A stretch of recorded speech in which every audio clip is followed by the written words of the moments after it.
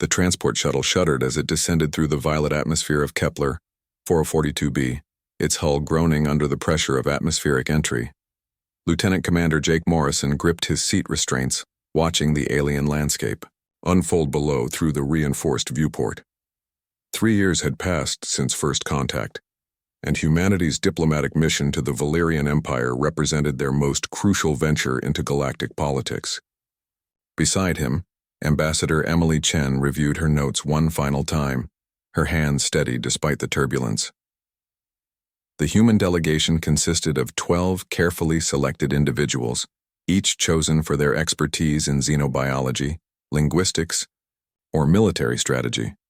Jake had earned his place through his service record during the border conflicts and his unexpected talent for alien languages. The shuttle touched down with a bone-jarring thud on the crystalline landing platform. Through the clearing atmospheric haze, Jake observed the magnificent spires of the Valerian capital city, rising like organic growths from the planet's surface. The architecture defied human understanding, with buildings that seemed to breathe and pulse with bioluminescent veins. "Remember, everyone," Ambassador Chen addressed the team. "We're here to secure the mining rights to the Andorian belt. The Valerians control 3 star systems, and their Queen Lyrale has the final word on all trade agreements." Jake nodded, though something nagged at his memory. The name Lyrale felt familiar, but he couldn't place where he'd heard it before. Perhaps from the briefing materials or intelligence reports. The airlock cycled open, revealing their Valerian escort. The beings were tall and graceful, their skin shimmering with an iridescent quality that shifted between deep purples and silver. Their elongated limbs moved with fluid precision, and their large, dark eyes held an ancient intelligence that made humans feel like children by comparison. The procession through the city revealed the true scope of Valerian civilization. Hover platforms glided silently between the organic towers, carrying beings of various species. Jake recognized several: the insectoid Manthari, with their clicking languages, the gas-breathing Nethri in their environmental suits, and scattered groups of what appeared to be elves. The elves drew his attention immediately. Unlike the fantasy creatures from human mythology, these beings possessed an otherworldly beauty that seemed almost painful to observe directly. Their features were sharp and angular, with pointed ears that twitched at sounds beyond human hearing. Most striking were their eyes, which held depths that suggested lifespans measured in millennia rather than decades. One elf in particular caught Jake's notice. She stood apart from the others, her silver hair flowing like liquid metal down her back, and her emerald eyes tracked the human delegation with obvious interest. When their gazes met, she offered a slight smile that sent an inexplicable chill down his spine. The throne room of Queen Lyrale defied description. The walls curved upward into infinity, their surfaces covered in living murals that shifted and changed as Jake watched. Bioluminescent organisms provided gentle illumination, casting everything in an ethereal glow that made the assembled court appear dreamlike. At the chamber's heart sat the Valerian queen upon a throne that seemed grown rather than built.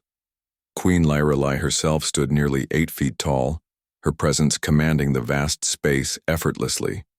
Her skin held the same iridescent quality as her subjects, but more pronounced, shifting through the entire visible spectrum as she moved. 4 arms emerged from her torso with elegant grace, each ending in hands that possessed too many joints to be comfortable for human eyes to follow. But it was her face that stopped Jake's breath. Despite the alien features, something hauntingly familiar lurked in her expression. Her eyes, large and dark like black pools, seemed to look not at him, but through him, as if reading his very soul. Ambassador Chen stepped forward and began the formal greeting protocols they'd rehearsed endlessly during the journey. Queen Lyrale responded with appropriate diplomatic courtesy, her voice carrying harmonics that resonated in Jake's chest. The translation devices struggled with the nuances of her language, producing choppy, mechanical-sounding English. The negotiations proceeded smoothly for the first hour. The Valerians expressed interest in human manufacturing techniques, particularly their rapid industrial scaling capabilities. In exchange, they offered limited access to asteroid mining operations in the Andorian belt, though not the exclusive rights humanity hoped to secure.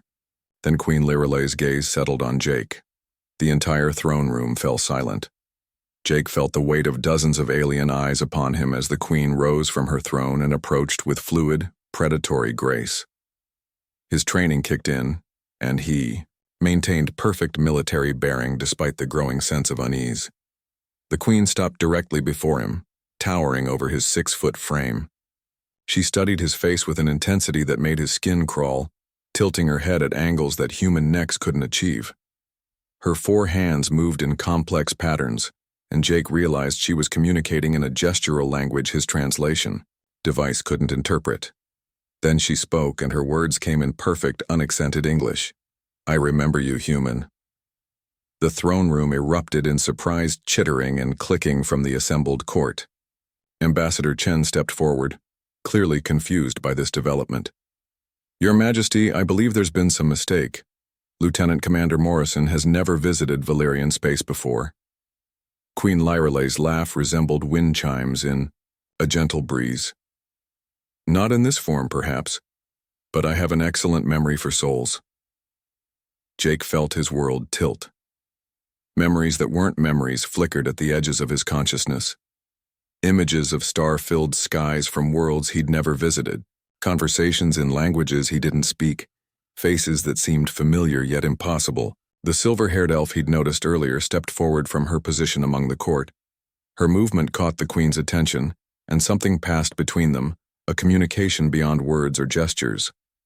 "Ah," Queen Lyrelei said, her gaze returning to Jake. "Vera remembers you as well." "How interesting." The elf called Vera approached, her green eyes never leaving Jake's face. When she spoke, her voice carried the musical quality typical of her species, but her English was flawless. "The human reincarnation cycle is faster than most species realize," she said to the queen, though her words were clearly meant for Jake to hear. 50 Earth years since last we met, though for us it feels like yesterday." Jake's mind reeled. Reincarnation was a human religious concept, not a documented scientific phenomenon. Yet standing before these two beings, he felt the weight of memories that belonged to someone else, someone who had known them before. "The mining rights," Queen Lyrelei announced suddenly, her attention returning to the diplomatic proceedings. "Humans will have exclusive access to 17 asteroids in the Andorian belt, with renewable terms every solar cycle." Ambassador Chen nearly dropped her data pad. The terms exceeded their most optimistic projections. "Your Majesty, this is incredibly generous, but we haven't finished negotiations on the compensation packages." The Queen waved a dismissive hand. "Old debts require settling. Consider this payment for services rendered in a previous life." As the human delegation prepared to depart several hours later, Jake found himself walking beside Vera through the crystal gardens surrounding the palace. The alien flora pulsed with gentle light, creating patterns that seemed almost like writing, in a language he couldn't quite read. "You don't remember everything yet," Vera observed, her pointed ears twitching slightly. "But you will in time. The memories always return eventually." Jake stopped walking. "What were we to each other before?" Vera's smile held both sadness and warmth. "You were the first human to believe that elves and aliens could work together. You died protecting a Valyrian colony from raiders, buying us time to evacuate civilians." "And Queen Lyrelei? You saved her daughter's life. She was just a princess, then barely 30 years old by Valyrian standards." Vera paused, studying Jake's expression. She never forgot the human who sacrificed himself for her people. The shuttle's engines began their pre-flight sequence in the distance. Jake knew he had to return to Earth to report this success and help humanity navigate their new place in galactic society. But part of him wanted to stay, to explore these recovered memories and understand the connections that transcended death itself. "Will I see you again?" he asked. Vera's laugh sounded like silver bells. "I suspect our paths will cross again sooner than you think. The galaxy has a way of bringing souls together when they're needed most." As the shuttle lifted off from the crystalline platform, Jake watched the Valyrian capital shrink below them. In the observation lounge, Ambassador Chen couldn't stop reviewing the successful treaty terms. "I don't know what that was about," she said to Jake, "but you just secured humanity's economic future in this sector." Jake nodded, though his thoughts were elsewhere. In his quarters that night, as the ship jumped to hyperspace, he dreamed of purple skies and silver hair, of battles fought with weapons he'd never seen, and friends whose faces he was only beginning to remember. The galaxy was vast and full of wonders, but some connections transcended space and time itself. Humanity's future among the stars had begun with an echo from the